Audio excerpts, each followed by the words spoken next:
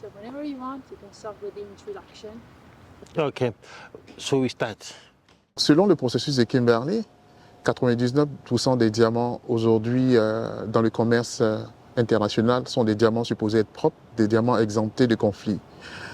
Mais pour la société civile, cela est loin d'être une réalité.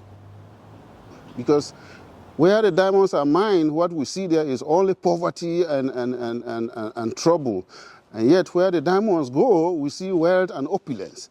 So it's a complete contradiction. We have a situation where human rights violations might be systematic, might be widespread within certain communities and within certain countries. The essence of diamond production is to help the communities where production is done and also the countries.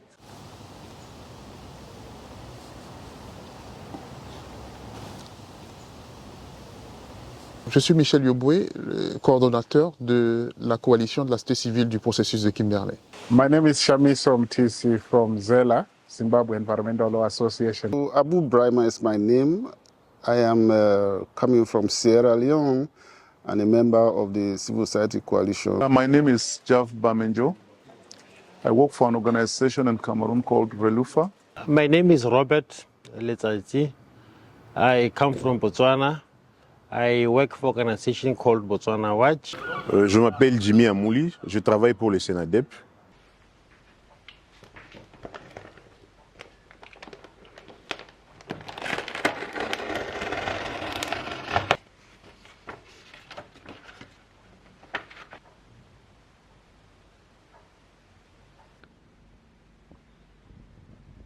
Based on the resolution from the UN Security Council, they define conflict diamond as rough diamond used to fuel war against legitimately established governments around the world. There is always the notion that there is no longer conflict associated with mining or diamond mining, which we find completely ridiculous. The definition of conflict diamond at the time, we find it so limited because it focused only on diamonds that are produced in areas where there are rebels who are fighting to overthrow legitimate governments.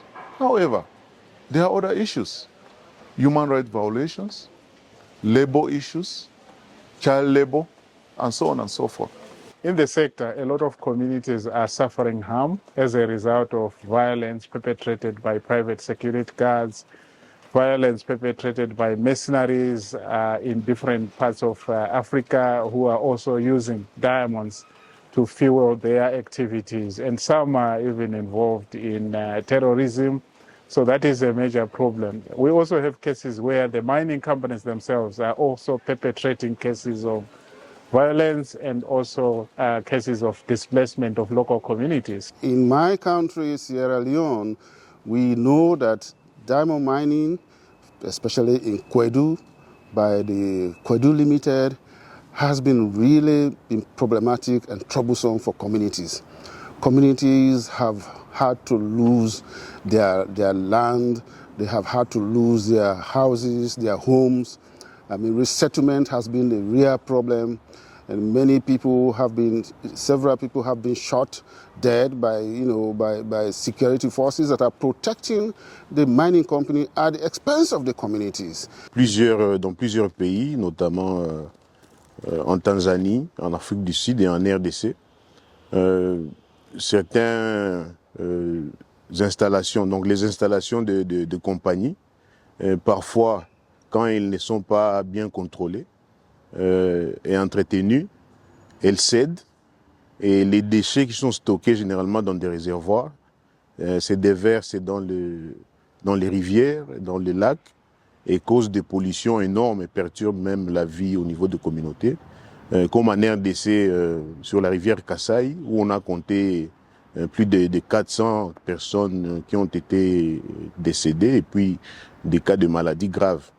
Diamond mining is not as conflict-free or as prosperous as it could be for the communities where the diamonds are mined. Le processus de Kimberley est une initiative qui est née à partir de constats effectués en Afrique de l'Ouest et en Afrique centrale dans certains pays comme l'Angola, en Afrique centrale, en Afrique de l'Ouest, le Libéria, la Sierra Leone, où on avait constaté que les revenus du diamant étaient utilisés par les groupes armés pour alimenter bien sûr les conflits et le renversement des régimes.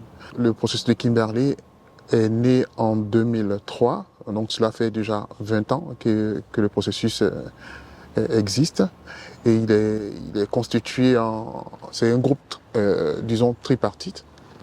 Il est constitué en groupe tripartite, et on a la partie gouvernementale, on a la société civile, on a aussi le secteur privé, l'industrie, qui sont représentés dans cette initiative. While we hail the initiatives to start the Kimberley process, it needs to reform itself and address current challenges to make sure that diamond is used for development and not only to fuel conflicts. If people are not at the center of the Kimberley process, for instance, and they are not the ones who are benefiting, then who benefits?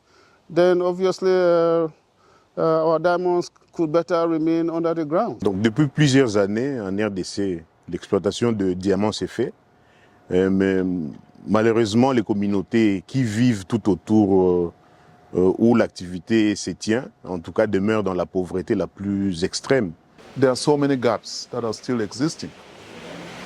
Because I said I come from Cameroon, and just near to us is the Central African Republic, which is one of the countries now that we can imagine that there is conflict diamond living and entering the official commercial channel, because there are still rebel groups that are operating in part of the country. Smuggling is something that happens on the ground. So either the diamonds are being certified or they are not, but they still find their way into the market. The biggest losers are the communities where the diamond production is supposed to happen, because with all the smuggling chains, they don't have the benefits that is expected.